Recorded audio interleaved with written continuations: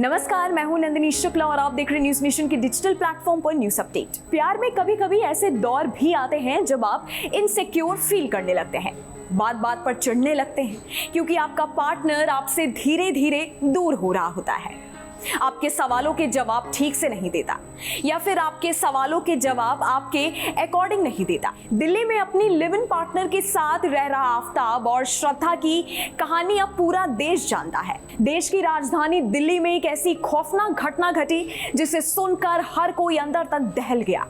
एक ऐसा प्यार जिसका अंत 35 टुकड़ों में हो गया। अब दिल्ली की इस घटना के बाद कई लोग जो लिविंग रिलेशनशिप में रहते हैं उनके बीच अनबन की खबरें भी सामने आ रही हैं। ऐसे में साइकोलॉजिकली ये जानना बहुत जरूरी है कि कहीं आपके पार्टनर में तो आफ्ताब नहीं छिपा। आज के इस वीडियो में हम इन्हीं बातों का जिक्र करेंगे जो किसी भी कपल के लिए या फिर साथ रहने वालों के लिए जानना बेहद जरूरी। चलिए बिना समय गवाए हुए ये बताते हैं कि कैसे पता करें कि आपके बॉयफ्रेंड या पति या फिर आपके पार्टनर में कहीं कोई ऐसा दरिंदा तो नहीं पनप रहा। पॉइंट नंबर 1, नया नया प्यार हो या नई नई शादी, दोनों ही स्थितियों में ही पार्टनर्स मिलकर घंटों फ्यूचर प्लानिंग करते हैं।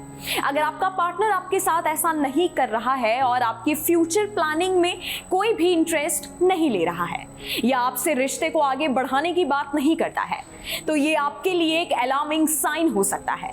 ऐसा इसलिए भी क्योंकि ये इशारे साफ झलकाते हैं कि आपके पार्टनर का आप में कोई इंटरेस्ट नहीं है। पॉइंट नंबर 2, अगर आप दोनों नौकरी पेशा हैं तो जाहिर सी बात है कि आप दोनों के पास समय कम होगा। ऐसे में साथ समय बिताने के लिए अगर आप कोशिश करते हैं, डिनर का प्लान बनाते हैं या फिर वीकेंड को ही इंटरेस्टिंग बनाने के प्लान्स करते हैं और आपका पार्टनर आपकी बातों को या फिर आपके प्लान पर कुछ खास दिलचस्पी नहीं दिखाता है तो ये भी एक अलार्मिंग साइन हो सकता है। आप अगर दूरी बना ले तो ज्यादा बेहतर है। Point number 3, privacy. आज की तारीख में लोग प्राइवेसी का काफी ख्याल रखते हैं और अच्छी बात है, रखनी भी चाहिए। लेकिन अगर आपका पार्टनर जरूरत से ज्यादा ही प्राइवेसी मेंटेन कर रहा है, वो अपने फोन को आपको हाथ भी नहीं लगाने दे रहा है, आपके साथ होते हुए भी लगातार फोन पर किसी से बात कर रहा है या फिर सोशल मीडिया साइट्स पर आपसे जुड़े किसी भी पोस्ट में कोई दिलचस्पी नहीं दिखा रहा है, तो ये सतर्क होने का समय है। बहुत हद तक मुमकिन है कि वो आपको चीट कर रहा है या फिर चीट कर रही है। Point number 4, anger management. ये सुनने में बेहद कॉमन सा वर्ड लगता है, लेकिन इस शब्द के डीप मायने देखेंगे तो पाएंगे कि ये शब्द किसी भी रिलेशनशिप को मजबूत बनाने में काफी सहायक टूल होता है।